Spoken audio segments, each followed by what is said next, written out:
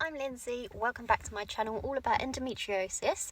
This video I would like to talk about having a career and going to work and coping in a job when you have a severe chronic illness that leaves you in pain or makes you really tired and that you can't always cope with everyday life the way that some others may be able to. Like through my teenage years and into my early 20s, I was training to be a dancer.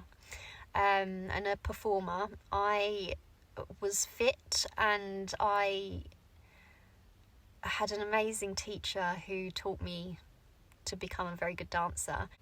I had endometriosis already when I was going to performing arts college, and I was just dealing with it in my own way. I never spoke about it. It wasn't something that people knew about.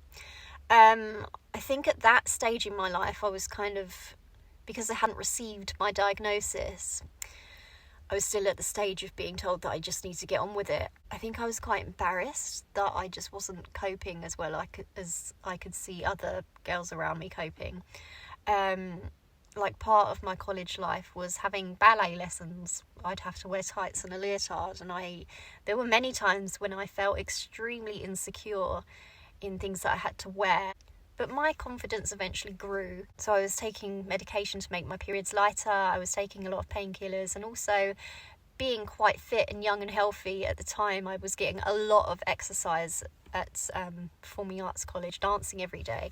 So I was just managing to cope. But unfortunately, career-wise, as I got older and my endometriosis got worse and worse and worse, unfortunately my body just didn't allow me to do that any further. So I managed to start a career as an actor, and I was in plays and I was just trying to be clever about not doing anything too overly physical. I took a step back from the dance world. I knew that my body wouldn't cope with it. So I was going between sort of acting roles and then working in retail just to try and make money. I coped doing that for a while, but eventually, just sort of leading up to my diagnosis, I became so ill that I just wasn't coping with doing anything. I ended up having to leave my job after my operation. I was very sick. I was left with nerve damage. I had a numb leg. I lost a lot of blood. I was anemic. I had all sorts of hormone imbalances going on in my blood. And it took me a really, really long time just to recover from all of that. I'm in a different place now. I'm working from home and doing voiceover and writing and stepping back into that world of performing. Yeah, I'm just taking every day as it comes at the moment and seeing where life takes me. But I would love to hear other people's experience of working with endometriosis, or getting back into work after your recovery. If you're in that kind of stage of your life like I'm in now, where you've gotten through something, you're not suffering like you used to.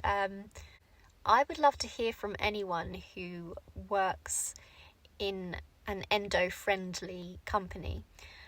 Which is actually something that companies have to sign up for to say officially that they are endo-friendly. There's certain protocols that they have to follow. And I would love to hear from anyone that works for one of those companies, just because I'm interested to see what it's like for you.